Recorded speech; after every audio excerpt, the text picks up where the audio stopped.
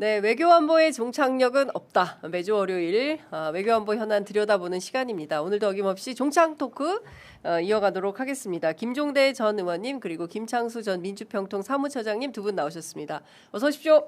안녕하십니까. 네, 잘 지내고 계시죠? 예. 큰 사각형은 테두리가 없다.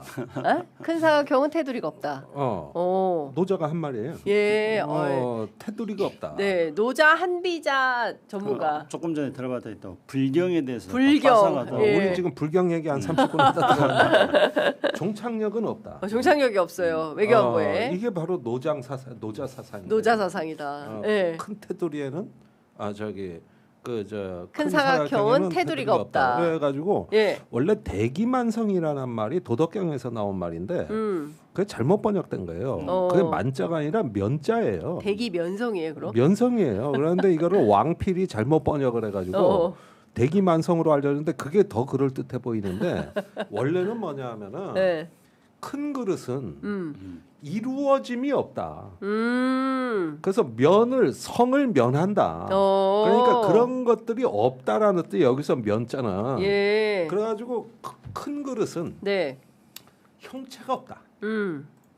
이런 걸 얘기한 건데 네. 늦게 이루어진다로 슬쩍 바꿔놓은 거야. 누가 어느 날 자고 일어나 보니까 네. 웃기는 거 아닙니까?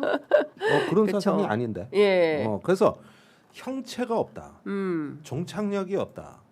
이렇다는 것은 뭐냐면은 우리가 그나마치 풍부하고 넓다는 뜻입니다. 그러니까요. 괜히 말이 길어졌네. 말이 길어지셨는데 저희가 광고하러 광고하러 연락이 왔어요. 광고해. 예, 광고부터 먼저 하도록 하겠습니다. 자, 취재 편의점 애청자 여러분 안녕하십니까? 국민건강보험공단입니다. 국민건강보험공단은 국민들의 질병과 부상에 대한 예방과 진단 그리고 치료 등의 보험 서비스를 제공하고 있는데요. 다양한 서비스 가운데 국가건강검진을 통한 건강체크는 필수적으로 여러분들께서 이용하셔야 하는 제도입니다. 있는데도 못 쓰면 바보. 예, 다 여러분 공짜로 쓸 수 있어요. 물론 우리가 매달 건강보험료 내고 있지만 그것에 비해서 훨씬 더 국가 지원을 많이 받을 수 있는 거기 때문에 이용하는 것이 우리에게 훨씬 이익이다라는 말씀 드리겠습니다.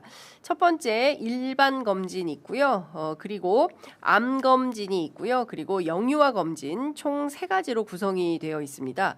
이 국가 건강 검진은 전 생애에 걸쳐서 성별 그리고 연령별로 맞춤형 항목으로 운영이 되고 있는데요. 일단 일반 검진은 20세 이상 성인이라면 2년마다 대상이 됩니다. 단 세대주 그리고 직장 가입자라면 연령과 상관없이 대상이 되고요. 신체 계측, 혈액 검사 등 공통 항목이 8종, 그리고 지질 이상 혈증, 그다음에 정신 건강 검사 등 성별, 연령별에 따른 11종 검사가 있습니다. 본인 부담금은 없습니다. 그냥 가셔서 검사만 받으시면 결과 볼 수 있고요. 다음으로 우리나라 사망 원인 1위 암이죠. 이 암 검진이 있습니다. 위암, 간암, 대장암, 유방암, 자궁경부암, 폐암으로 모두 6종이 20살부터 연령별로 또 적용이 됩니다. 6세 미만인 우리 아이들을 위한 영유아 검진도 모두 8번에 걸쳐서 꼼꼼하게 지원이 되는데요. 사랑하는 자녀들의 건강한 성장을 도울 수 있습니다. 건강검진은 연말이 가까워질수록 혼잡하고 예약이 어렵습니다. 알고 계시죠? 지금 바로 나와 우리 가족의 건강검진을 챙겨보시는 것은 어떨까? 취재 편의점이 제안 드리겠습니다. 국가가 드리는 건강한 선물 혜택 미루지 마시고 지금 바로 받아가시면 좋겠습니다. 그리고 건강보험 25시 앱 설치 부탁드렸잖아요. 설치하셨습니까? 하셨어요? 여기 댓글로 남겨주세요. 두 분은 하신 걸로 알고 있고 저도 했습니다. 네, 건강보험 25시 앱에 앱 일단 설치해 놓으시면 내가 대상이 되나 대상 조회도 가능하시고요. 무려 10년치 건강검진 결과 분석도 가능합니다. 쭉 추세를 볼 수 있어요. 아, 예전에 이랬는데 내가 이만큼 좋아졌구나. 아, 예전에 이렇게 좋았는데 지금 이렇게 나빠졌구나. 아, 나 빨리 이러이러한 거 건강 챙겨야겠다. 미리미리 예방 체크할 수 있는 기능적 역할이 있다라는 말씀 드리고요. 그리고 예전에 저희들 면허 딸 때 신체 검사 꼭 했어야 됐잖아요. 돈 주고. 그리고 그 서류 제출을 해야 되는데 이번에는 그 일반 검진만 받으면 운전면허 신체 검사 따로 받을 필요 없고요. 채용하실 때, 채용할 때 이때도 마찬가지입니다. 그러니까 반드시 공단에서 실시하는 일반 검진 꼭 챙겨서 받으시면 되겠습니다. 자, 아유 고맙습니다. 그리고 저희가 바로바로 말씀을 좀 나눠보도록 하겠습니다. 그 미국 건국 250주년 우리가 이 얘기 계속 했었어요. 요 전에 전쟁은 끝낼 것이다. 왜냐하면 250주년 행사해야 되니까 라는 얘기를 했었는데 일단 현지 시간으로 지난 4일 미국에서 있었던 250주년 독립기념 행사 두 분 어떻게 보셨는지 말씀 좀 여쭙겠습니다. 먼저 미국에서 한 1년 살다가 오신 미국에서 1년 살다 오신 김창수 처장께 먼저 여쭤보겠습니다. 사실은 1년보다도 더 오래 살았는데요. 그런데도 불구하고 제가 횟수를 정확하게 말씀드리기는 어렵습니다. 그 이유는 횟수를 말해주면은 너는 그렇게 오래 살았는데 영어를 그렇게 못하고 발음이 그렇게 안 좋냐 그렇기 때문입니다. 괜찮아요. 자, 그러면 우선은 미국 독립선언의 그 정신과 의미만 한 가지만 먼저 꺼내야 될 것 같아요. 예. 우리 헌법에 우리의 자유와 행복 추구권이라는 게 헌법에 명시되어 있습니다. 그러면은 이 행복 추구권, 자유와 행복 추구권을 이 법제화한 최초의 명문화한 최초의 선언이 바로 미국 독립선언입니다. 예. 그리고 미국 독립선언이 전 세계에 이제 많은 영향을 미치면서 마침내 우리 헌법의 헌법 정신으로까지 반영되었다는 점, 이 점에 대해서는 우리가 미국 독립선언의 의미에 대해서 한 번쯤 생각해볼 필요가 있다 생각하고요. 그다음에 이제 독립선언 행사는 그거는 이제 우리 장윤선 기자께서 조금 이따 또 질문하실 것 같은데 어쨌든지간에 지금 이란에서 장례식하고 미국 독립선언 250주년이 같이 맞물려서 진행됐는데 미국 독립선언 250주년은 무엇보다도 날씨가 엄청 안 좋았잖아요. 근데 미국의 트럼프 대통령은 날씨가 안 좋고 워낙 더운데다가 폭우 밤에 이제 비까지 쏟아지고 그래가지고 모든 참모들이 하지 말라 했는데 자기가 했다. 그렇게 해가지고 온갖 그 행사들을 이제 예정대로 진행한 게 다 자기 덕택이다 이렇게 말했습니다. 어쨌든 이제 조금 요약해서 말씀드리자면은 미국 독립선언 250주년은 애초에 미국의 이 그 건국의 아버지들이 추구했던 그 정신이 250주년을 맞이해서는 미국 독립에 있어서의 분열의 양상으로 나타났다는 점, 이게 이제 가장 핵심적으로 지적해야 될 것 같습니다. 그리고 트럼프 미국 대통령은 이 분열이 오히려 새로운 트럼프가 꿈꾼 세계를 만드는데 자기 세력들을 강화시키는 기회다. 그리고 오히려 이렇게 만들고 있지 않나. 어쨌든 그런 생각이 듭니다. 트럼프 대통령이 했던 연설의 모든 내용도 살펴본다면은 철저하게 배타적이고 분열적입니다. 그리고 네. 자기 세력을 다지기입니다. 그래서 미국은 이제 트럼프 대통령이 새로운 미국 250주년을 맞이해서 자기가 원하는 새로운 미국을 만들려는 그런 움직임과 그다음에 전통적인 미국의 민주주의를 지키려는 움직임과의 큰 충돌로 앞으로 갈 것이고 그 충돌은 11월 달에 있는 중간선거에서 1차 대전, 1차 네. 대회전이 벌어질 거다. 그렇게 보고 있습니다. 모두 86만 발의 폭죽을 40분 동안이나 쐈다는 거예요. 세계 기네스북 기록을 경신했다. 네. 그 굉장히 화려했다. 날씨는 매우 안 좋았지만. 네, 그래서 네. 좀 늦게 약간 그러니까요. 게다가 화폐를 발행했는데 거기에 $100짜리 지폐에 트럼프 서명이 들어가 있어요. 원래는 트럼프 얼굴을 넣는 하다가 안 돼가지고 미국 법에 살아있는 사람은 못 넣게 돼 있거든. 네. 그래가지고 사인을 하는 거야. 그나마 줄였어. 그 잘된 거라고 봐야 돼요. 근데 물론 250주년이라는 역사적인 그 기념일이긴 합니다만 그 아까 말씀하신 대로 배타와 분열 뭐 결국에는 자기 세력 공고화 이것만 남은 매우 분열적인 그런 건국 250주년을 맞이한 거 아니냐 이런 비판이 있는데 그건 좀 어떻게 보셨어요? 연설문 좀 살펴볼게요. 연설문은요 크게 네 가지입니다. 네. 미국의 황금기 선언입니다. 첫째, 그 역사적 자부심을 한껏 높인다 이거죠. 그래서 오늘날 그 어느 때보다 강하고 자유로우며 부유하고 안전하다.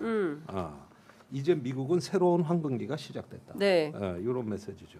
두 번째는 성과가시인데 이란하고 베네수엘라예요. 이란에서 군사적 충돌이 있었고 이란 해군 함정 159척을 바다 밑으로 가라앉히며 거둔 승리는 과거 마닐라만 전투에서 스페인 함대를 격침시킨 역사적 사건에 비견된다. 네. 미국의 군사력은 그 어느 때보다 강력하다. 예. 그래서 이란과 베네수엘라를 보십시오. 이러면서 이제 이란 장례식 치르면서 더 반미고 외치고 있고 그러니까 베네수엘라 지진 나가지고 지금 3천 명이 죽었는데 실제 실종자는 2만 명이 예. 될지 3만 명이 될지 모르는데 저걸 보고 환호를 하라고? 3천 명씩 죽어나가는 걸 보고? 그러니까요. 그러니까 이란과 베네수엘라 보십시오. 그래 봤지? 그걸 보라 그래서 봤더니 봤더니 이건 아닌 게 아니라 예. 한쪽에는 엄숙한 장례식에 보복을 외치는 피해 보복 그 붉은 깃발이 예. 순교의 깃발이에요. 음. 그래가지고 뭐가 달라져? 뭐 157척을 바다 밑으로 가라앉혔다 하는데 지금이 무슨 뭐 로마 시대 무슨 뭐 해적 퇴치하는 시대입니까 지금이? 네, 네. 웃기는 연설인데 어쨌든 그래도 뭐 좋다 이거죠. 예, 나르시즘의 일이고 세 번째가 이게 신경 쓰이는 건데 네. 공산주의를 맹비는. 그러니까요. 네, 이게 보니까. 민주당 진보 성향 세력들 민주사회주의자 그룹이 요즘 굉장히 약진하고 있죠. 예. 그래서 뉴욕 그다음에 LA 시장 예. 뉴욕에 이르 LA 시장을 먹고 그다음에 워싱턴 시장도 지금 민주당 후보가 민주사회주의자로 될 걸로 보여지거든요. 그러면은 미국의 1, 2위 도시와 수도를 먹는 거야. 네. 그러니까 놀랄만도 해. 그렇죠. 그러니까 이게 공산주의자를 맹비난했다면서. 근데 민주사회주의자하고 공산주의는 다른 거 아니에요? 확실히 다른 아니, 거죠. 다르긴 한데. 이거를 똑같이 매칭해가지고 주장하는 게 어. 나는 이해가 안 가네. 예. 근데 이제 뭐 이런 말이 있죠. 우리의 전사들이 전 세계 전쟁에서 공산주의에 싸운 것은 그 악마와 같은 위협이 여기 미국 땅에서 다시 고개를 들게 하기 위함이 아니었다. 네. 공산주의는 암과 같으며 예. 우리는 그것을 잘라내야 한다. 미국의 공산주의자가 발붙일 곳은 없다. 예. 엄마무시하게 색깔론으로 칠해버린 것이죠. 그래서 이 민주사회주의 이거를 이제 예방적인 어떤 좀뭐 갈라치기를 한 것이라고 할 수가 있고. 자 마지막 네 번째가 네 번째. 세이브 아메리카 법안입니다. 네. 지금 이게 참 환장하는 건데 이 불법 이민자 투표를 막고 그러니까. 아예 우편 투표 자체를 예. 그거를 그냥 없애버리려는 예. 그런 의도에서 예. 이 법 개정을 추진하면서 예. 이 법 개정이 지금 민주당 때문에 상원에서 안 되면 주에서 알아서라도 개정을 해라. 이렇게 해가지고 이 내용이 뭐냐 하면은 출생증명서나 미국 여권 같은 이런 어떤 출생증명서도 원본입니다. 원본. 네. 발행 원본. 복사하면 무효예요. 이런 서류 자체를 대면 신고를 해야 유권자 등록을 받아준다 이거야. 그러면은 미국의 흑인 여성은 왜 결혼하면 성이 바뀌지 않습니까? 네, 맞아요. 미국은. 이 과정에서 옛날 서류만 갖고 있고 결혼한 이후에 서류가 없는 여성들이 많아요. 그래요? 이것도 무효입니다. 그래가지고 지금 해당자가 이렇게 신분증을 대면 신고해서 유권자 등록을 하라 그러면 영향을 받을 수 있는 가시권에 드는 유권자 숫자가 6,500만 명. 와. 그런데 무효표가 나올 수 있는. 그렇죠. 아니 등록 자체를 안 못 하니까. 그런데 물론 이 6,500만 명이 다 등록을 해당이냐? 못 한다는 건 아닌데 네. 저기 우선 내가 나 투표 못 하는 거야? 이런 불안에 빠질 수 있는 게 지금. 그렇죠. 지금 그러면은 저기 지금 잠실 투표소에서 우리 몇 명 투표 못 해가지고 이 난리 난 거 그렇죠. 아닙니까? 예. 근데 여기는 지금 6,500만. 예. 사이즈- 참정권이 사라지는. 이게 진짜 저 엄청난 위기죠. 예. 그래서 이래가지고 뭐 미국은 독립적인 선관위가 없는 나라고 그래서 주에서부터라도 이걸 먼저 하라고 해놨기 때문에 요게 중간 선거 때 극심한 혼란이 예상이 됩니다. 지금 아주 요게 하나 위기의 전환이고 이렇게 연설문이 네 파트로 구성되어 있다는. 그러니까 지금 말씀 주신 것 중에 지금 제일 심각한 거는 3번, 4번에 해당하는 건데 그 암만 무슨 맘다니 현상이 있고 그런다 하더라도 그 AI 시대에 공산주의와 공산당 얘기를 한다는 것 자체가 굉장히 시대착오적인 걸로 들리는데 트럼프 전략이죠. 트럼프의 전략이다. 네. 그러니까 이제 김종대 의원이 쭉 말씀하셨던 연설문에 네 가지를 얘기했지 않습니까? 네 가지에 흐르고 있는 맥락은 어떤 거냐면은 마가입니다. 마가. 네, 그러니까 이제 미국을 다시 위대하게 만들겠다. 예. 그건데 그 중에서 이제 공산당을 이야기하는 거는 예. 미국 사람들이 전통적으로 어쨌든 이제 냉전 시대 때 공산당하고 맞서가지고 어떤 그런 경험이 있지 않습니까? 네. 그리고 이제 우리가 기억하는데 예전에 레이건 시대 때 이후에 미국이 공산주의하고 맞서서 이기는 그레이트 아메리카의 상징이 뭐였냐면은 람보였습니다. 람보 엄청나게 람보. 파워인 람보. 예, 예. 근데 지금 이제 트럼프가 그 미국을 다시 남보로 만들겠다는 거예요. 그렇게 하려면은 공산당과 맞서 싸운다는 그런 대결 구도를 만들어야 되지 않습니까? 근데 여기서 이제 문제는 공산주의가 실체하고 있느냐 없느냐 이거는 중요하지 않아요. 그거는 가공의 공산주의를 만드는데 단서만 있으면 됩니다. 그 단서가 바로 민주사회주의 그룹인 거죠. 근데 사실상 민주사회주의는 유럽에 있었던 어떤 사회민주주의라든가 또는 뭐 중앙의 국가의 통제에서 어떤 협동적으로 경제를 운영해 나가자는 그런 식의 일종의 이제 개량적인 그런 흐름들입니다. 그래서 버니 샌더스가 바로 대표적인 사람이고 그렇죠. 버니 샌더스는 미국 대통령 선거에 나와가지고도 굉장히 많은 지지를 받았다는 사람 맞습니다. 아닙니까? 그리고 이제 지금 뉴욕에서 우리에게도 조금 알려진 그 이름 복잡한 여성 연방 하원 알렉산드리아 오르테콘가 뭐 코르테안가 AOC라고 약어로 말하는 예. 그 젊은 여성이 히스패닉인데 예. 백인 남성을 네. 젊은 여성이 히스패닉계 젊은 여성이 백인 남성을 꺾고 연방 이제 하원 의원이 네, 됐습니다. 네. 그 선풍적인 인기를 끌고 있는데 지금 이제 그게 굉장히 많이 확산되고 있어요. 김정은 의원이 말한 것처럼. 근데 이게 이거 자체에 대해서 트럼프가 제가 생각할 때 어떤 위기의식도 느끼겠지만 그 위기의식이 본질보다도 이게 또 하나의 구실이 되는 겁니다. 봐라 이놈들이 빨갱이다. 그래서 이 빨갱이들을 퇴치한다. 근데 이거는 또 미국 사람들에게 미국의 전통적인 공화당 지지층들에게 먹혀 들어가는 거거든요. 거기에 있는 거고요. 그다음에 이제 세이브 액트라는 그 유권자 등록법 같은 경우는 우리하고 미국하고 일단은 네. 제도가 다른 대전제를 하나 이해를 하셔야 됩니다. 우리는 주민등록이 있잖아요. 그래서 우리 유권자는 우리가 등록하지 않아도 네. 주민등록 이해가지고 자동적으로 선관위에서 유권자를 다 등록을 시키잖아요. 유권자가 정해집니다. 국가가 유권자를 정해줘요.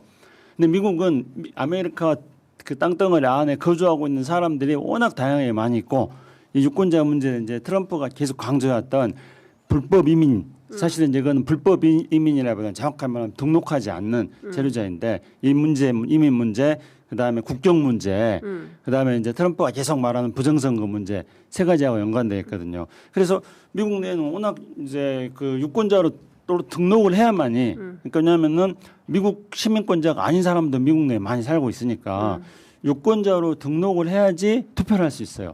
우리하고는 다른 거죠. 그런 점에서. 그래서 유권자 등록을 해야 되는데 이 유권자 등록 절차를 세이브 그 액트에서는 엄청나게 까다롭게 해버리는 거예요. 그러면은 이제 이게 실제로 그러면 우리가 한번 이렇게 계산해 볼 수 있습니다. 유권자 등록을 해서 뭐 몇만 표가 또 몇천만 표가 만약에 유권자로 자격을 못 가진다면은 네. 이게 민주당에게 표가 유리하냐 공화당에게 유리하냐 이걸 따져 보지는 않는 거예요.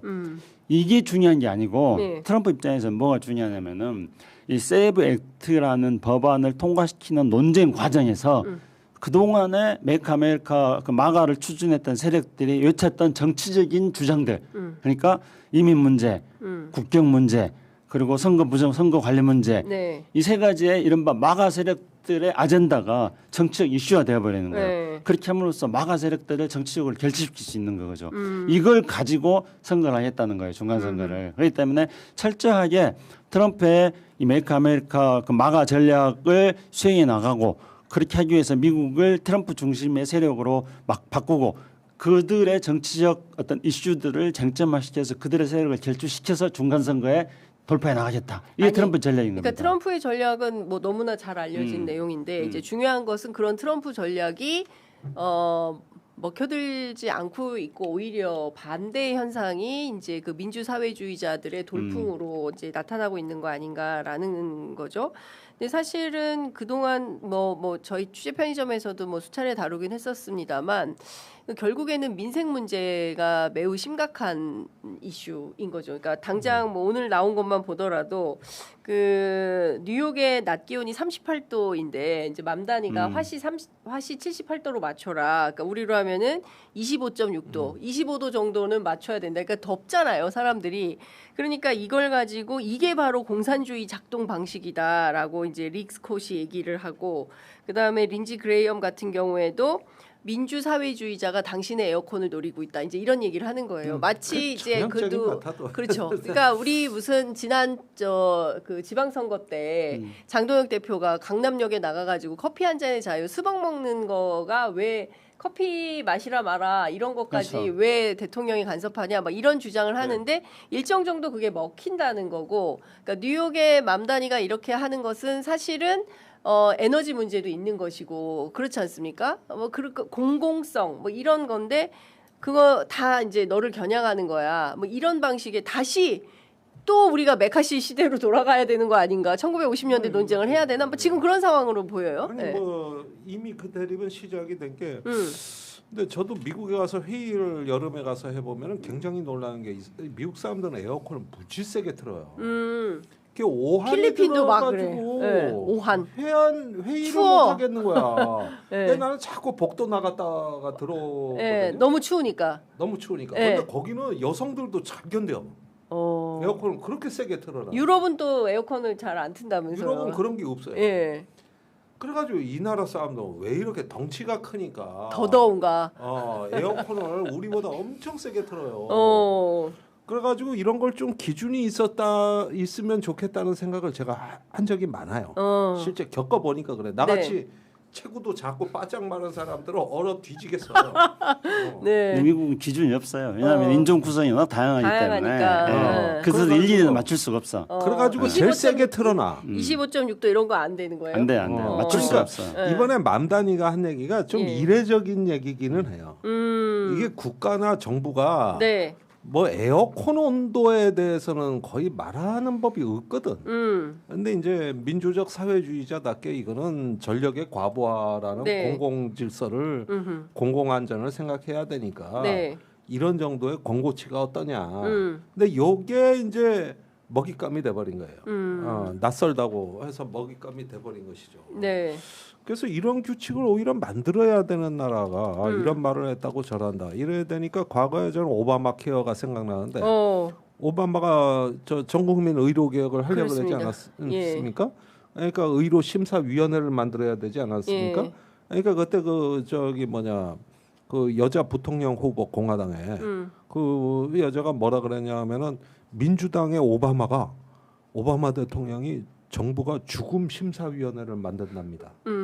와 무섭다. 예. 이렇게 얘기를 해버리니까 예. 여러분들의 목숨은 오바마가 심사한답니다. 이렇게 맡아도 그게 오바마 케어를 무너뜨리는 결정타였어요. 근데 지금 보면 그 뉴욕 같은 경우에는 맘다니가 당선된 다음에 아파트 월세 인상률이 작년에는 뭐 3% 그리고 또 그러니까 1년 갱신 인상률이 작년에는 3% 2년 여긴 또 좀 연도마다 다른가 봐요. 1년 하면 3% 뭐 2년 하면 4.5% 이랬다는 거예요. 근데 올해는 빵프로다. 하나도 올리지 않았다. 뭐 이런 거는 굉장히 긍정적인 신호로 작용을 하고 있는 거 아니냐. 그러니까 집값 뭐 이런 맞아요. 그러니까 이제 지금 그 민주사회주의자들이 네. 치고 들어가는 거는 민생 부분입니다. 민생. 예, 예. 그 뭐 주택부터 시작해가지고 여러 예. 가지 민생 부분을 치고 들어가고 있는데요. 우리가 이제 전부터 계속 예상을 할 때 이제 미국의 그 7월 4일 독립 250주년을 전후로 해서 미국의 민생 경제가 어떻게 될 건가 이런 것들이 이제 이란 전쟁으로 유가가 엄청 올랐는데 네. 과연 이제 석유값 잡혔는가? 그런데 이란 전쟁 기간 동안에 평균 5달러 정도 갤런당 5달러 정도였는데 오늘 보니까 한 3.75달러 정도 되더라고요. 그러니까 갤런당 많이 내려왔어요. 예. 근데 작년 이맘때에 비해서는 조금 더 올랐어요. 작년 이맘때는 뭐 3.2달러 뭐 이런 정도였는데 평균적으로 물론 주마다 많은 차이가 있겠지만은요.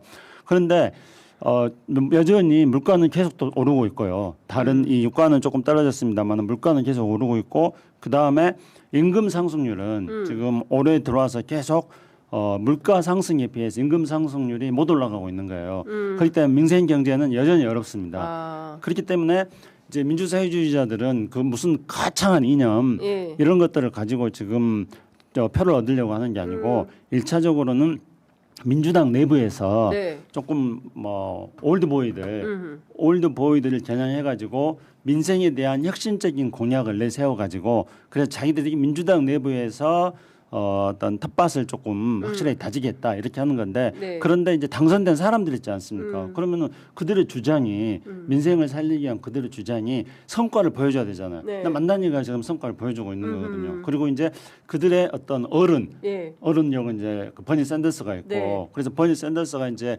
큰 방향 제시하는데 그거에 대해서 이제 공감하는 사람들이 계속 늘어나고 특히 네. 이제 민주사회주의자들이 이러한 전쟁과 관련해서는 그 시오니즘을 반대하고 있거든요. 예, 그렇죠. 예, 그러니까 이제 이번에 사실은 이스라엘이 조금 이런 전쟁 빨리 끝내야 되는데요. 그래야지 경제가 안정되는데 네타냐후가 자꾸 끌고 가니까 그렇습니다. 미국 사람들이 이스라엘을 싫어하는 사람들 많이 생겨버렸잖아요. 특히 젊은층들이 네, 네. 이스라엘을 굉장히 싫어하는. 네. 그러니까 이제 여기에 또 민주사회주의자들이 또 파고드는 네. 그런 효과를 거두고 있는 거죠. 그러니까 바이든이 네타냐후를 지지한 전략이 재앙적 실수였다라는 것을 당내에서부터 인정해야 된다. 그러니까 바이든의 전략이 틀렸다라는 것을 인정해야 된다. 그리고 앞서 말씀 주신 대로 주거 보육 그다음에 이제 생활비 부담을 낮추는 거 우리랑 똑같아요. 맞아요. 물가는 엄청나게 올라가는데 거기에 상응해서 급여는 하여간 내 월급 빼고 나머진 다 다 올라. 올라 맞아. 지금 미국이 그러고 있는 거예요. 그러니까 우리도 마찬가지고 미국도 똑같은 거예요. 그런데 이 현상을 그러면 해결할 수 있는 주체로서의 맘다니가 나서서 파고드는 그런 전략을 쓰고 그렇죠. 있고 그리고 대체로 다 젊은 사람들입니다. 네. 이번에 당선된 콜로라도주 연방 하원 의원이 이제 15선 현역 하원을 꺾고 당선이 네. 됐는데 29살 키로스라는 신예 네. 변호사 출신이고요. 그 다음에 그 브루클린하고 퀸즈의 7선거구에서 당선된 사람도 벨디스라고 36살짜리예요. 뿐만 아니라 그러니까 20, 30대 돌풍이 이제 맘다니와 함께 더불어서 그렇죠. 뭐 이런 돌풍이 생기는 이런 상황인 건데. 당선됐다는 건 참고로 네. 미국의 경선에서 내부 민주당 내부 경선에서 그러니까 민주당 내부 경선에서 그동안 사실은 오랫동안 우리로 치면은 586? 적절한지 모르겠으나 예, 우리로 치자면 이제 오랫동안 정치했던 맞아요. 386이 486, 486이 586, 586이 지금 686이죠? 선배들 686 맞지? 아 근데 나는 50대부터 나이를 거꾸로 먹었기 때문에 네. 좀 깎고 있어요. 아이, 뭘 깎아요. 왜 이러세요? 686이 된 거예요. 그러니까 지금 보면은 이분들의 그 동년배들이 다 국회의원을 하고 있기 때문에 686. 그 혹자는 그러더라고. 그분들 집에 안 가. 786 때도 또 할 거야. 지금 얘기를 하는데 네. 이런 분들을 꺾는 거예요. 맞아요. 당내 경선에서 누가 맘다니가 누가 20, 30대 청년들이 그럼 과연 우리 정치에서도 이런 현상이 날 수 있을까? 그래야 민주당이 저는 달라지고 변화하는 새로운 정책을 만들 수 있지 않을까? 어떻게 보세요? 우리나라 경우에는 오히려 5, 60대가 민주적 사회주의자 같고 우리가 2030이 오히려 저 마가 세력 같아 보이는. 근데 이게 극우라고 물론 일반화할 수는 없어요. 없지만 맞아요. 네, 예, 중요한 하지만, 말씀이십니다. 일반화할 수 예, 없어요. 일반화할 수는 예. 없지만은 네. 간헐적으로 빈도수로 볼 때는 그런 사례가 훨씬 많다. 이러니까 조금 우리가 이제 약간 좀 어떻게 보면은 약간 우린 가치가 전도된 측면이 있죠. 네. 그건 아무래도 역사와 문화가 다르기 때문에 그런 거고.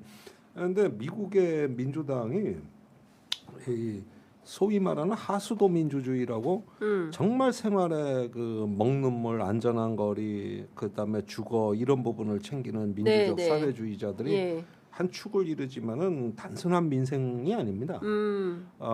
지금 이제 어디서 전선이 형성되는가 보면은 네. 그 빅테크와의 일전을 불사할 수 있는 전운이 감돌고 있습니다. 빅테크. 예.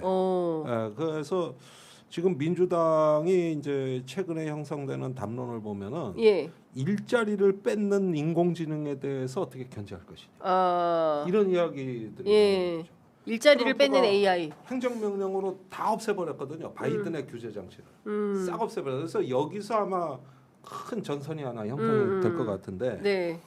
이게 과거의 민주사회주의자들이 하수도 민주주의에서 이제 19세기 말 20세기 초에 이 영화가 나오고 버니 샌더스가 시장에 당선되고 하던 20세기는 말하자면은 독점 자본이 있고 네. 그 독점 자본이 갖고 있던 그 공공의 그 자산들을 다시 저 사회가 회수한 거예요. 그게 하수도고 네. 교통이고 네. 주거였습니다. 그걸 공공으로 바꿔서 네. 깨끗하고 안전하게 해준 거거든요. 이게 이제 민주사회주의자가 성공한 거였거든요. 근데 지금 상대는 독점 자본 그거는 주변부로 밀려나고 빅테크 음. 더 센 놈. 더 센. 그리고 이거는 뭐라고나 할까? 자본주의 같지도 않아요. 너무 하이퍼 모노폴리 극독점이기 때문에 극독점. 극독점이 되면은 어느 정도 독점 자본주의래야 이제 시장주의하고 이렇게 그 존립이 가능한데 그 뭐 페이스북, 뭐 구글, 애플 뭐 이런 회사들이래 보면은 완전히 독점 하이퍼 모노폴리 이 극독점의 플랫폼들은 이건 저기 전 세계 시민들 구독자들을 무료 노동시켜가지고 그냥 착취하는 구조거든요. 상품 거래도 아니고 네. 오히려 봉건제에 가까워. 봉건제. 봉건제? 다시 봉건제로? 아이고. 다시 봉건제와 신봉건주의. 아이고야. 예. 이런 어떤 세력들이 나타나가지고 사회 전체 부와 자산을 약탈하고 일자리를 뺏는 아마 이 부분에 대한 어떤 도전장을 내지 않을까.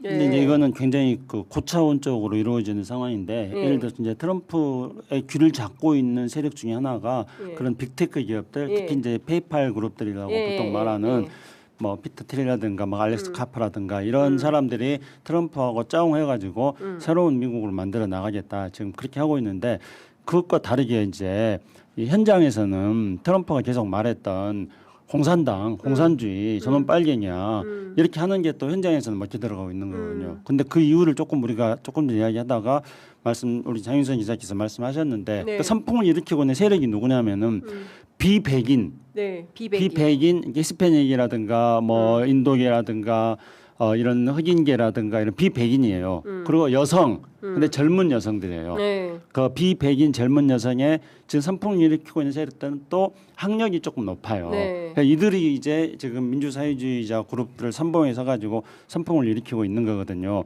근데 이제 트럼프는 그러니까 이들을 이제 상대로 해가지고 지금 선거 구도를 만들어 나가려고 하고 있는 거거든요. 그러니까 실제로 뭐 예를 들어서 트럼프가 지금 현재 미국의 유권자 그 등록상을 가지고 미국 시민권자가 아닌 사람들이 부정선거를 했다. 그렇게 하는데 실제로 부정선거를 했던 사례가 발견된 거는 지극히 소수이고 이것이 미국이 다 지금까지도 선거 끝나고 나서 검증을 다 해봤는데 네. 검증을 해서 당락에 결정적인 변수가 된 건 하나도 없어요. 그럼에도 불구하고 트럼프는 지금 계속 이 민주사회주의자들의 약진을 그것이 미국의 선거 제도 때문에 네. 더 부정선거로 되고 그래서 공산당이 이제는 활개칠 거다. 이렇게 지금 막 흑색선전을 막 하고 있는 거예요. 그러니까 진짜 심각한 건데 그러면 다시 백인들만 투표하고 그죠? 그런 방식으로 지금 왜냐하면 투표를 하게 되면은 이제 유권자 등록을 하려면은 네. 절차가 무지하게 까다로워요. 우리도 뭐 하려 그러면은 저도 막 뭐 서류 떼는 거 있잖아요. 엄청 귀찮아. 근데 귀찮아서 안 하는 사람들도 많이 있어요. 그런데 그럼 열심히 서류 떼가지고 우리도 투표할 때 서류는 안 떼는데 아니 투표 말고 다른 거 할 때, 다른 거 할 때 공무원 될 때요. 서류 공무원. 무지하게 많이 떼요. 10개 이상 떼. 공무원이 안 돼봐서 모르겠네. 그래서 제가 하는 게 안 돼본 것 같아서 제가 말씀드리는 건데, 뭐 근데 기자가 어쨌든 무슨 공무원을 합니까? 어쨌든지 간에 이제 미국에서 유권자 등록을 할 때 굉장히 많은 서류를 떼야 돼요. 네. 그렇기 때문에 귀찮아서 안 떼는 사람들이 생길 거라는 거예요. 그러면 열심히 떼는 사람은 누구겠어요? 마가에 동의하는 사람들. 그런 식으로 해서 지금 선거 전략을 지금 짜고 있는 큰일이네요. 거예요. 그렇죠. 그러니까 미국이 이렇게 그 백인 우월주의하고 백인들만 투표하고 백인들끼리만 잘 살고 나머지는 다 나가. 예, 그리고 이게 사실 이민자의 나라인데 완전히 그게 퇴색되는 상황인데 사실 굉장히 충격적인 사진이 하나 나왔습니다. 그 사진 하나 올려주시면 좋을 것 뭐죠? 같은데요. 미국의 독립기념일을 맞아 해가지고 백인 우월주의 단체가 공개적으로 맞아. 거리 행진을 했어요. 그러니까 우리하고 똑같아요. 네. 지금 이병태의 5.18. 그러니까 지금 미국하고 한국이 앓는 이런 그 사회적 갈등이 거의 비슷한 양상이어서 제가 오늘 이걸 비교하면서 함께 여러분들과 의논을 좀 해보려고 이 의제를 가지고 온 건데요. 이것도 표현의 자유라는 겁니다. 그런데 저 사진 한 장 보십시오. 여기 보면은 그 무슨 KKK처럼 하얀 걸 다 또 모자하고 뒤집어 썼어요. 근데 저 겁먹은 젊은 소녀. 흑인 여성의 표정을 여러분 한번 보시면 저게 지금 겁에 질린 미국 사회 아닌가 싶어요. 숨통이 턱 막히는 사진 아니겠습니까? 저분이 얼마나 무서웠겠어요. 그렇죠. 저 버스 안에서. 예? 그 예전에 그 조금 또 다른 거예요. 그 로자 파크스하고 1960년대 그런 것들하고 또 다른 차원에서의 저런 공포가 몰려오는 사회라고 한다면 과연 미국을 자유민주주의의 나라라고 할 수 있는 거야라는 생각마저 드는 겁니다. 어떻게 보세요? 일단 미국 민주주의는 상호 존중과 배려 그 절제 위에서 세워진 민주주의인데 네. 저는 이제 배제와 그렇습니다. 혐오 아닙니까? 네. 그러면 민주주의는 끝장난 거죠. 네. 그 순간 민주주의 존립 기반은 사라진 거고 네.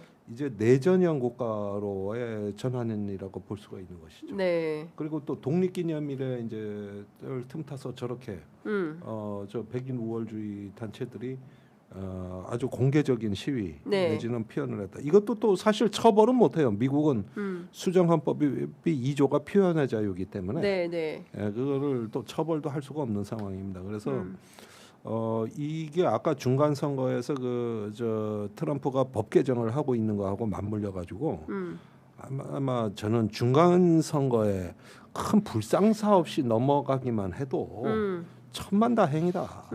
지금 만약에 맞아요. 재작년에 이제 트럼프가 당선이 됐길래 망정이지. 안 됐으면은 그때 안 됐으면 저 무장 시위가 일어났을 걸로 대부분 미국 사람들이 봤거든요. 그 얘기를 또 우리하고 또 비교해서 하면은 이번에 그 올공십이 지금 한 달 넘게 하고 있는데 오세훈이 당선됐지 망정이지 아니면은 뭐 민주당이 당선됐으면 또 아마 똑같이 부정선거 시위가 폭동이 일어났을 거다 이런 얘기를 또 함세웅 신부님도 하시더라고요. 맞아요. 예, 깜짝 놀랐습니다. 예. 근데 이제 저 사진 정말 미국이 몇십 년 뒤로 후퇴하고 있는 사진이라는 한 측면과요. 네. 그 다음에 저런 것들을 또 기획하고 있다는 또 다른 측면 두 가지를 다 봐야 되는 네. 겁니다. 그러니까 이제 저게 미국을 한 60년 전으로 후퇴시켰다는 거는 50년대, 60년대 이렇게 60년대 혁인 민권운동 일어나기 직전에 그렇죠. 뭐 흑인과 개는 출입하지 말아라. 맞아. 뭐 그런 팻말을 걸어놓고 있잖아요. 식당마다 다 그렇고 심지어 학교도 그렇고. 그래서 이제 거기에 저항하기 위해서 이제 흑인들이 그 흑인 출입 금지하는 식당에 바에 앉아가지고 있는 그 유명한 사진들이 있고 방금 이제 우리 장윤선 기자님께서 말씀하셨듯이 노자 파커스 같은 경우에는 버스를 백인들만 타고 흑인들은 못 타게 하는데 거기 이제 버스 타기 운동 같은 저항 그렇죠. 운동을 하는 했었죠. 거였잖아요. 예. 근데 저거는 이제 완전히 고립시키는 그런 거잖아요. 그래서 이제 시대가 몇십 년 뒤로 미국 후퇴하는 것인가 동시에 다른 한편으로는 앞으로의 미국이 저런 시기에 어떤 배제와 고립을 통해 가지고 어떤 사회를 구분을 짓고 그 특정 세력들이 장악하는 그런 미래로 만들어 나가겠다는 것을 또 상징하는 것이기도 합니다. 그러니까 미국의 과거와 미국의 미래의 모습을 우리가 동시에 생각해 볼 수 있는 사진입니다. 네, 그러니까요. 무섭네요. 세상에나 진짜 백인 우월주의라니 본인들도 아메리카 대륙으로 넘어와서 살고 있으면서 땡땡땡 이런 의견들 주시고 계십니다. 여하튼 우리가 알던 미국이 아니다. 그래서 사실은 뭐 미국과 우리가 비슷한 점이 너무 많아가지고 제가 한국과 비교하면서 여러분들께 좀 설명을 드렸고요. 시간이 46분이기 때문에 이제는 이란으로 넘어가 보도록 하겠습니다. 같은 날 이란에서 아야톨라 하메네이 전 이란 최고 지도자 장례식이 열렸는데요. 테헤란 중심부 모스크에서 열렸습니다. 엄청나게 많은 지금 맞아. 언론으로는 1,500만 명이 이제 조문을 하게 될 거라고 그래요. 통곡하는 이란 시민들, 그다음에 피해 깃발, 뭐 이런 거, 빨간 깃발, 뭐 어떻게 보셨어요? 그러니까 이 어떤 이란의 그 순교의 이미지라는 게 이게 이란 혁명의 어떤 순수한 정신 그 자체라고 보는 거거든요. 네. 그러니까 사실은 이란 이슬람 혁명 후에 이란 이라크 전쟁 8년을 했습니다. 그게 이제 1980년대 초인데 네. 그때 정부군이 그냥 비실비실한데 그 10대 소년들이 폭탄을 쥐고 그냥 적진에 뛰어들어서 산화해버리는 이게 이제 순교의 정신. 이런 어떤 세력들이 오늘날 이란 혁명 수비대로 만들어가지고 정규군을 완전히 제압을 해버리는. 그리고 그 정점에 이제 그 최고 종교 지도자 아야토나 하메네이가 있었던 것이고 이렇게 이루어진 신정 질서가 저 사회의 정신의 토대이자 뿌리다. 네. 근데 이제 장례식도 그동안 많이 전쟁 때문에 미뤄왔다 그러집니다만은 이제 하면서 저 사람들이 모여가지고 피해 복수, 이 순교와 복수. 네. 이게 어떤 이슬람 서사의 완성이거든요. 이 서사의 완성이죠. 이걸 이제 그 외치고 있다는 건데 참으로 그 한편으로는 우려도 되지만은 누가 저렇게 만들었느냐, 누가 저렇게 들쑤셔놨느냐, 완전히 벌집 아닙니까? 벌집 이제 건드려 놓은 벌집이 돼가지고 예, 이렇게 돼 있는데 이 과정을 통해 가지고 좀 뭐랄까 지금 미국하고 양해각서 그 이후에 쉽게 물러나지는 않을 것 같은 어떤 이란이 우리가 그렇게 만만한 나라는 아니다라는 네. 메시지를 계속 발신하는 것 같아요. 예. 아. 관련해서 트럼프가 악시오스하고 인터뷰를 했는데 싹 다 한 방이면 모두 제거할 수 있다. 그런데 내가 안 하겠다. 왜? 그러면 협상 상대가 아무도 없어지기 때문에. 그리고 이제 또 뭐, 예? 말폭탄을 또 쏘고 있어요. 예. 그 불난집에 지금 기름을 붓는 거죠. 네. 근데 지금 이제 이란 전쟁이 우리가 호르무즈를 이란이 잡고 이스라엘하고 미국이라는 핵을 보유하고 있는 두 개 국가를 상대했잖아요. 네. 이거는 이제 이란 전쟁을 지속시킨 요인인데요. 그 배경과 이면에 깔려 있는 이란 사람들의 정서나 이런 것들을 읽어야 됩니다. 그랬을 때 제가 볼 때는 어쨌든 제가 2월 28일 날 미국하고 이스라엘이 기습 공격을 해가지고 이란의 지도부들 제거했잖아요. 네. 이것에 대한 분노, 이란 국민들한테 깔려 있는 거죠. 이 분노가 지금 저 장례식 통해서 표현되는 복수로 이어지는 네. 거예요. 네. 그다음에 이제 두 번째는 작년에도 그랬고 이번에도 그랬고 핵 협상을 하다가 또 공격을 해버렸잖아요. 이거는 일종의 이제 배신감이잖아요. 이 배신감이 불신으로 이어지는 거예요. 그러니까 지금 이제 이란 그 국민들의 저렇게 2천만 명, 1,500만 명, 2천만 명이 모여서 이야기하는 거는 복수와 네. 분노와 불신 이런 감정이 지금 엉그러져 있는 거예요. 그렇기 때문에 저기에다 대놓고 어떤 해법이라는 거는 제시하기가 어려운 상황인 겁니다. 근데 거기다 대놓고 이제 또 트럼프 대통령이 뭐 한 방에 날려버릴 수 있다. 네. 뭐 근데 협상을 해야 될 지도부를 죽일 수 없으니까 안 주겠다. 네. 이렇게 말하는 그렇죠. 거거든요. 예. 그러면은 내가 니네 봐주는 거야. 그렇죠. 그러니까 저 분노, 복수, 불신 예. 이런 굉장히 극한적 부정적 감정으로 이렇게 응축되어 있는 사람들한테 더. 또 야구를 올리는 예, 거예요. 그러니까 예. 이거는 정말 굉장히 불난데 그냥 기름 예, 붓는 그러니까 이제 지난번에 그 대제고 야구 선수들 같은 9.11 테러가 일어날 때 예. 9.11 테러 이전에 이제 미국이 그 전에 이제 이란 이라크 전쟁이라든가 여러 가지 중동 개입 전쟁을 통해서 이슬람을 모욕해가지고 그것 때문에 이제 이슬람에 대해 이렇게 극단적으로 테러로 반발을 한 거였거든요. 네. 근데 이렇게 나오면은 또 이란 쪽에서 극단적 이슬람주의자들이 어떠한 어떤 반격과 보복을 꿈꾸고 있을지 오히려 이제 그런 게 걱정입니다. 걱정인 예. 상황입니다.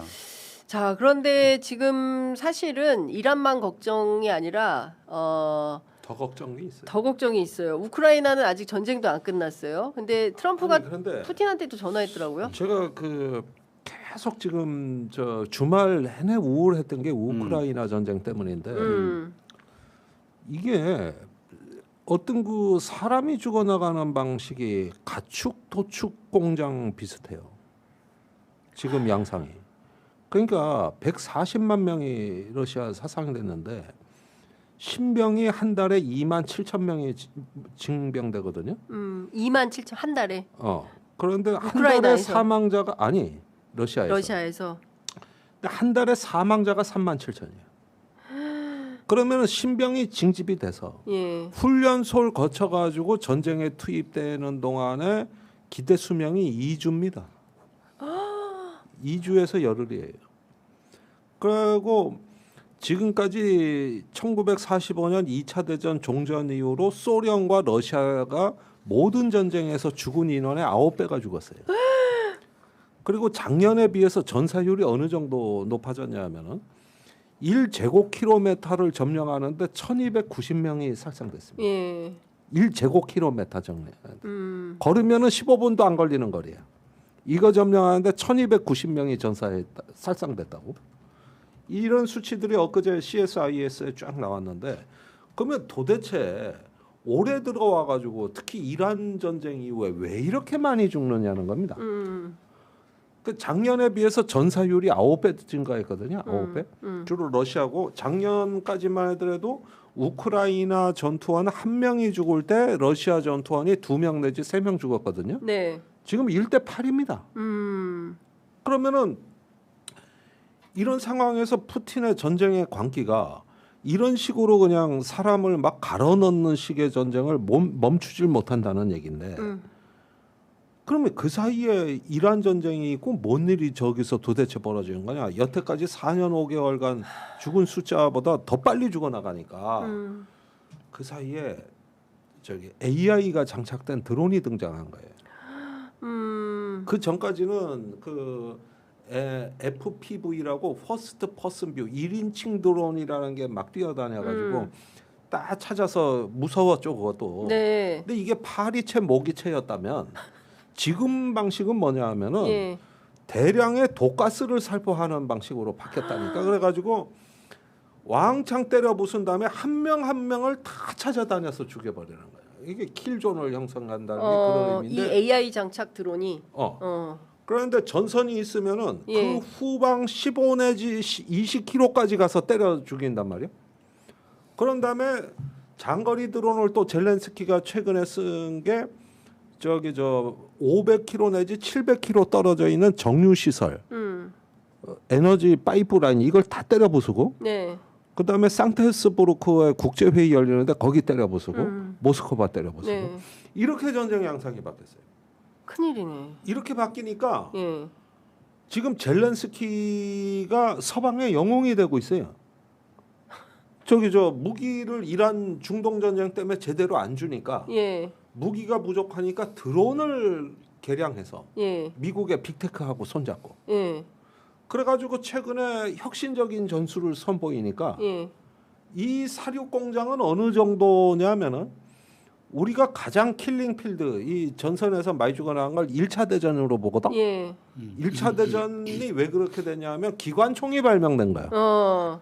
기관총이 발명되고 철조망을 쳐놨는데 예. 그걸 돌격 앞으로 해서 공격해 들어가는 방식은 과거 로마 시대하고 하나도 안 바뀐 거야. 로마 기병 돌격하듯이. 네네네. 그러니까 드르륵 쏘면은 다 죽이었다. 예. 그런 식으로 4천만 명 죽였어요. 4천만 명 유럽에서. 그런데 그때 이후로 지금 저 우크라이나에서 벌어지는 이 사륙 공장은 이거는 저 처음 보는 거거든. 그러니까 한 100년 만에 처음 나타나는 사륙 공장이에요. 이런 식으로 죽어나가니까 예. 이 AI와 드론 기술이 빠르게 전파되면서 이게 뭐 새로운 문명 사회를 열고 뭐 어쩐다 뭐다 하지만은 제가 보기에는 완전한 디스토피아 하나의 아마게돈을 보여주고 있다 지금. 예. 그러면서 굉장히 우울해요. 야 이런데도 못 멈추는구나. 멈추질 못하는구나. 그래가지고 이제 뭐 통화한다고 어쩐다 저렇게 저러는데 그러면 또 트럼프는 푸틴은 가만히 있습니까? 최근에 러시아는 또 어떻게 전술을 혁신했는가 보니까 드론에 제트 엔진을 달았더라고. 그래가지고 거의 미사일과 같은 속도로 키이우를 때려 부수고 있어요 또. 이게 상호간에 실험장이 돼가지고 예. 무지하니. 그러니까 AI가 어떻게 사람을 빠르게 정확하게 많이 죽일 수 있나의 그 각축전이 된 게 지금 러시아와 우크라이나 이란 전쟁이다. 분쟁하고 우크라이나 분쟁에서 이 대량 사륙의 주범은 예. 한 놈이라는 거야. 누구? 알렉스 카프. 알렉스 카프? 예. 그자가 저 이번 드론에 들어가는 그 AI 예. 이거 하고 그 저 드론 수백 대를 동시 운영할 수 있는 예. 그런 어떤 그 소프트웨어를 제공했단 말이야. 아, 무섭다. 정말 무서운데 지금 아마 내일 이재명 대통령이 이제 그 트르키예 앙카라에서 열리는 나토 정상회의 참석자 출국을 하게 되는데 여기에서 캐나다 이게 좀 그렇다. 캐나다 잠수함 그 우선 협상 대상자로 누가 발표될 거냐? 독일이냐 한국이냐? 이제 강훈식 비서실장은 50대 50이다. 이런 얘기를 했어요. 않아요. 쉽진 않아요? 네. 아무래도 나토의 그 관점을 적용하겠다고 캐나다가 말을 해버렸기 때문에. 네. 우리보다는 국가가 일단은 기득권이 있어요. 우리보다는 독일 가능성이 높다. 그런데 우리가 엄청나게 지금 흔들어 놓은 겁니다. 예. 그런데 일단은 나토의 관점을 적용하겠다는 캐나다는 이게 단순한 사업이 아니라 예. 이걸 하나의 어떤 안보 정책으로 보고 있기 때문에 예. 이게 쉬운 사업이 아니다. 그런 점에서 이제 뭐 도전을 하고 있습니다만은 너무 이거 또 기대를 키울까봐 그것도 걱정이에요. 근데 미래 목걸이가 우리가 AI라고 생각했는데 AI로 전쟁 나면 이렇게 사람들이 잔인하게 그냥 너무 끔찍한데 무슨 가축을 도축하는 방식으로 이렇게 방식이- 사람이 죽어나가고 있는데 국제사회가 아무 역할을 못 하고 있는 거 아니에요? 아니 이런 거에 무감각해졌어요. 그것도 어쨌든 큰- 그 양면성이 있으니까 AI를 인간에 어떻게 효율적으로 쓸 것인가 노력을 또 동시에 하고 더 강화시켜야 AI 되는 거고요. 기본권, 네, AI 이번에 기본 이제 사회. 대통령 그 나토 가있을 때 두 가지 문제를 우리가 짚어야 네, 된다고 네. 보는데요. 첫째는 이제 잠수함 문제인데 어쨌든 간에 카나다는 나토 회원 국가이기 때문에 우리가 나토 국가가 아니니까 네. 우리가 절대적으로 불리하고 독일은 잠수함에 있어서 우리보다도 더 선발 주자고 그 점에서 또 유리한데 아울러서 또 독일과 노르웨이와 카나다를 엮어가지고 일종의 이제 잠수함 운용과 수리의 공동체 같은데 또 그걸 만들려고 하고 있거든요. 네. 이런 점이 이제 독일이 카나다 잠수함 수주에서 유리한 점이지만은 다른 한편으로는 우리가 그 비용 대비 효과 측면에서 우수한 점이 있고 그리고 카나다 사람들도 되게 실용적이기 때문에 네. 우리의 기술과 그다음에 산업의 연관 효과 예를 들어서 이제 뭐 현대자동차의 수소 자동차라든가 이런 여러 가지 산업 연관 효과도 우리가 크기 때문에 일단은 강훈식 그 비서실장 이야기처럼 이제 50으로 보는 그런 게 맞다고 생각합니다. 김정도 의원처럼 너무 또 큰 기대를 한다기보다도 하여튼 우리의 수준이 이런 정도까지 됐다. 일단 이렇게 봐야 될 거라고 생각하고요. 그 다음에 이제 제가 꼭 하고 싶은 이야기입니다. 대통령 나토 가했을 때 네. 지난번에 EU 가서 EU 정상들하고 공동 성명했을 때 그때 발표 공동 성명했던 내용들 있지 않습니까? 네. 그 내용들을 이번에 답습하시면 절대로 안 됩니다. 그때 그 내용이라는 게 이제 저는 이해는 합니다. 왜냐하면 EU 국가들은 전부 러시아 우크라이나 전쟁 중에 러시아에 대한 공포감을 가지고 역사적으로 있었고 전쟁은 계속되고 있고 핵은 막아야 되겠고 이러니까 이제 그 러시아 EU 국가들의 그런 심정을 반영한 문구에 대해서 우리가 좀 동의를 해줬는데 그게 이제 한러 관계라든가 남북 관계라든가 이런데 굉장히 부정적 영향을 미쳐버렸거든요. 그러니까 이번에 또 나토 가면은 또 그게 재판될 가능성이 있지 않습니까?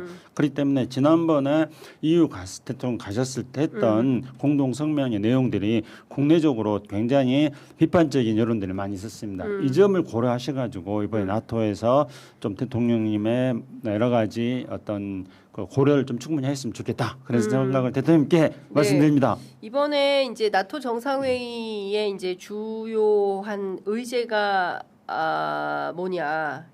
우리 입장에서는 그 안보실장 브리핑에 따르면 방산 세일즈다. 뭐 이렇게 이야기를 하고 있어요. 네. 어떻게 근데 들으셨어요? 그 부분도 이렇게 드러내는 거는 좋지 않다. 지금 우리가 언제부턴가 이명박 정부 때부터로 기억하는데 네. 방산 세일즈를 대놓고 하는 나라가 됐어요. 근데 전 세계 그런 나라는 없습니다. 어떤 나라가 무기 방산 판매를- 세일즈를 저기 하더라도 그거는 어떠하지 뭐 그때 당시부터 무기 수출 목표액을 정해서 막 홍보를 했거든요. 그런 나라는 없어요, 전 세계. 왜 이러는 무기 거예요? 수출 무기 우리는 왜 이러는 거예요? 근데 지금 이제 문제가 달라진 거는 그때는 수출액이 얼마 안 됐을 때이기 때문에 이렇게 해도 한국을 보고 아이 뭐 귀엽네 이러면서 그냥 넘어가 줬단 말이에요. 예, 세계가. 근데 지금은 우리가 어느 사이에 중견 국가에다가 상당히 그 어떤 역량 있는 국가로 돼 있기 때문에 그렇습니다. 무기 수출 얘기를 잘못하면 그 자체가 정치적 효과가 커져 버려 가지고 남의 나라 표적이 될 수도 있는 거 아니에요? 그렇죠. 그래 가지고 이런 부분은 로우키로 하는 게 일반적인 거고 제가 군사 잡지 할 때 우리나라보다 무기 많이 파는 스웨덴이나 이런 데 취재를 가려고 해도 대사관에서 협조를 안 해줘서 엄청 애를 먹었어요. 대사관에서는 무기 판매하는 거 취재 협조 못 해준다는 거예요. 그런데 우리 대사관은 외국 기자들한테 우리 방산 취재하시라고 우리가 안내해드리겠다고 이런다고. 하나오션 돌아보세요. 뭐 이렇게. 예. 그다음에 뭐 주가 올라가는 거 보여주고. 그렇죠. 근데 제가 외국 회사를 취재할 땐 그렇게 안 해요. 그러니까 대사관이 안 끼어들라 그래. 안 끼어들라. 그러니까 국가가 안 끼어들려고 한다. 안 끼어든다. 기업이 그래서 하거나 말거나. 이런 부분은 이제 무기 수출은 죽음의 상인이라고 하는 거기 때문에 이런 부분들은 어떻게 되느냐? 철저한 평화 원칙에 따라서 분쟁이 조장되지 않는 가운데서 해야 되는데 우리나라 무기 수출 통제법이 없어요. 왜? 없어요. 우리나라는 그런 법이 없습니다. 단지 방위사업법에서 심사만 하게 돼 있는데 이런 규범이 약한 상태에서 무기 수출을 통제하는 어떤 제도가 약하니까 네. 이런 부분에서 이제 새로 좀 뭐 만들어야 될 것도 많고 그래서 좀 국가의 품격을 제대로 세우자 먼저 이런 법부터 제대로 만들고. 네. 그러니까 우리가 지금 국가의 수준이 달라졌잖아요. 그러니까 예전에는 이제 김정도 의원 이야기한 것처럼 우리가 방사선이 굉장히 또 취약했고 수출액도 뭐 미비했어요 정말로. 그런데 이제 지금 우리 중화학공업 육성하고 전자 능력 굉장히 이제 그 AI 능력이라든가 발전하고 실제로 이제 우리 방산의 또 수출 규모가 이제 세계 뭐 몇 위 정도로 좀 성장해 오고 있지 않습니까? 그러니까 우리가 굉장히 수출이 미미하고 우리 중공업 같은 것들 수준이 낮았을 때는 네. 국가에서 방위산업법 만들고 방위산업 진흥회 같은 거 만들어 가지고 국가에서 지원해서 그걸 육성하는 단계였거든요. 근데 지금은 우리가 그 단계를 뛰어넘은 상태예요. 네. 그렇기 때문에 무기수출 통제법이라든가 우리가 성장한 국가의 품격이 맞는 제도라든가 시스템을 정비를 하는 게 필요한데 옛날식으로 지금 우리 등치는 커졌는데 네. 자꾸 이제 옛날식으로만 하고 있는 그 격차 문제점이 좀 생기고 있는 겁니다. 알겠습니다. 지금 11시 04분 지나고 있어서 마무리를 해야 되는데 또 하실 아니 말씀? 뭐 근데 이런 부분에서 이제 세대 간의 대화가 참 어려운데 제가 이런 얘기를 하면 젊은 친구들 댓글이 꼭 이런 식이에요. 아니 저기 부엌칼 팔고 모기 F킬러 번개탄 파는 게 왜 슈퍼 주인의 문제냐. 그런 걸 갖고 범죄에 쓰는 사람이 문제지. 네. 왜 이런 걸 통제하라 마라 하느냐는 거야. 네. 그거는 사서 쓰는 사람 책임이다 이거지. 네. 돈 좀 벌겠다는데 네. 최루탄 수출하면 어떻고, 뭐 지뢰 수출하면 어떻고 이런 얘기들을 많이 하거든요. 네.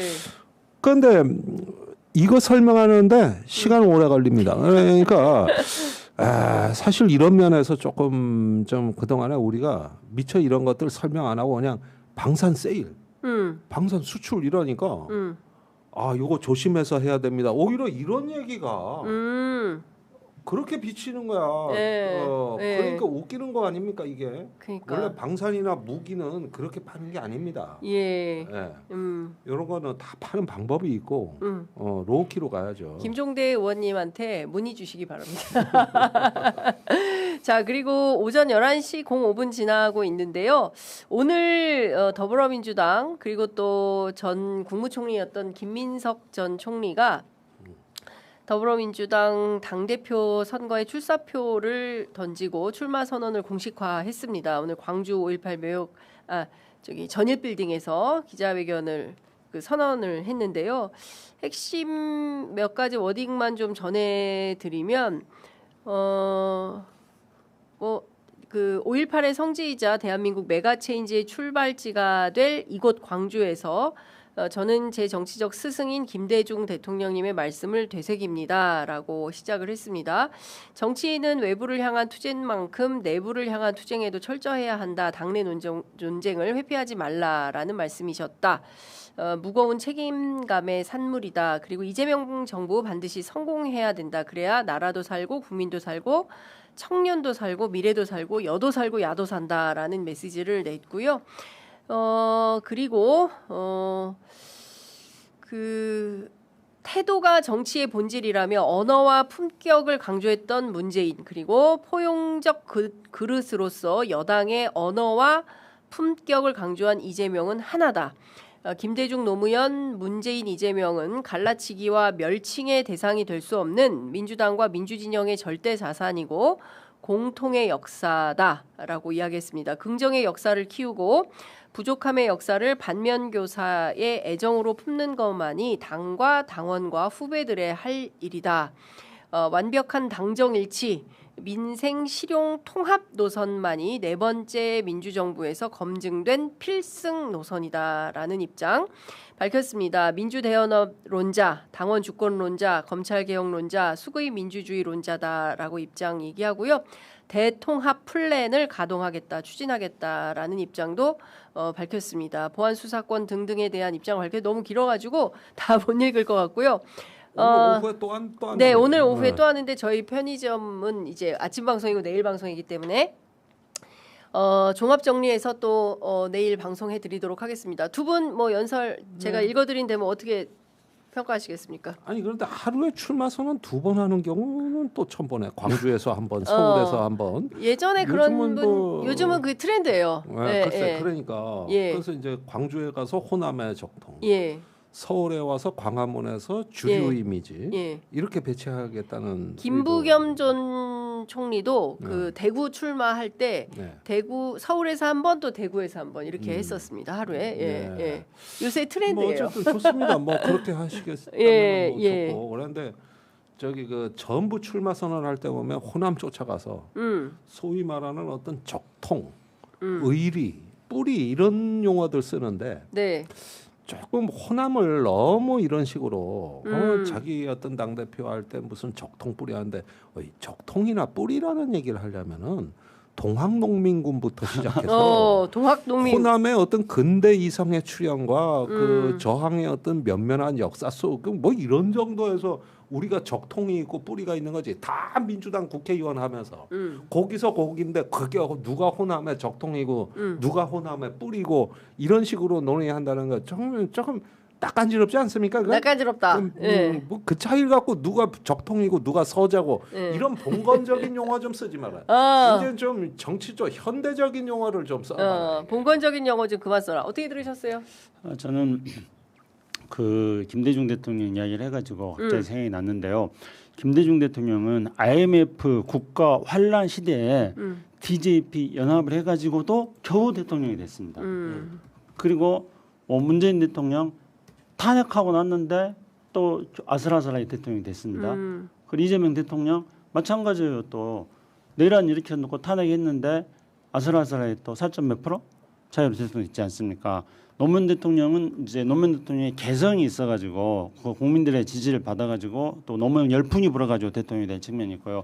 제가 말씀을 드리는 거는 우리 한국의 민주 세력들, 민주 진보 세력들이 여전히 저는 칼날위에 서 있다, 흔들흔들하다 우리 기반은. 그래서 어쨌든지 간에 김민석 그 전 총리께서 말씀하신 것처럼 당내 투쟁도 열심히 해야 되고 대외 투쟁도 열심히 해야 되는데 당내 투쟁이 우리 기반을 더 단단히 하는 그런 방향으로 당내 투쟁이 됐으면 좋겠다 그런 말씀입니다. 알겠습니다. 뭐 묶어서 저희가 내일 또 종합 방송 해드리도록 하고요.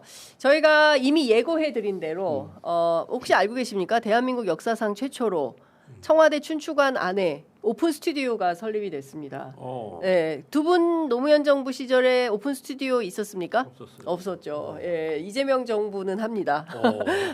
오픈 스튜디오를 오픈 스튜디오에서 저기 지금 나가고 있는데요. 저희 오픈 스튜디오에서 저희들이 이제 뉴미디어 풀 기자단이 9개사로 구성이 되어 있는데요.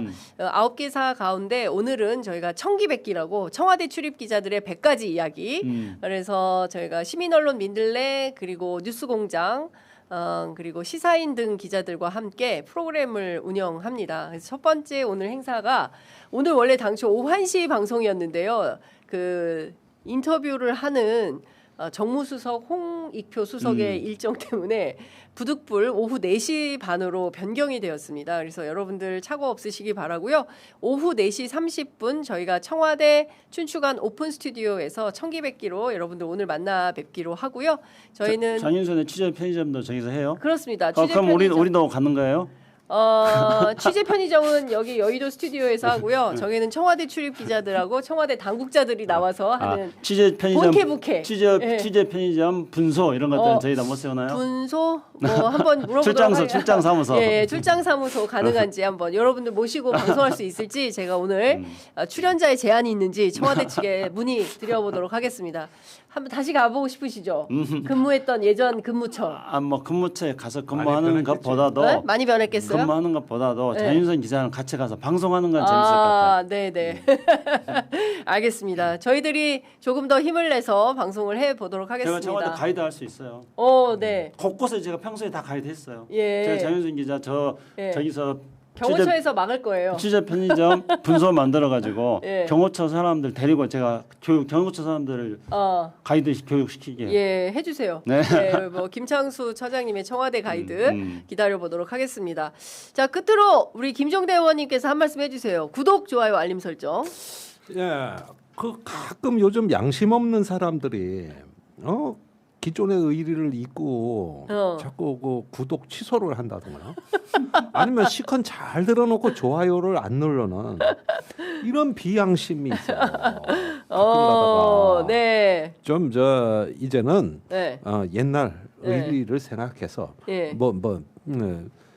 정청래 대표가 노무현 의리 얘기하던데 거기만 의리 있는 거 아닙니다. 우리도 의리가 있어요. 네. 좀 눌러요. 네, 좀 아유, 눌러주세요. 네. 뭐가 그래 어렵습니까? 그냥 예. 팍팍 눌러. 네. 저도 김종대 의원의 지금 발언에 대해서 좋아요 누릅니다.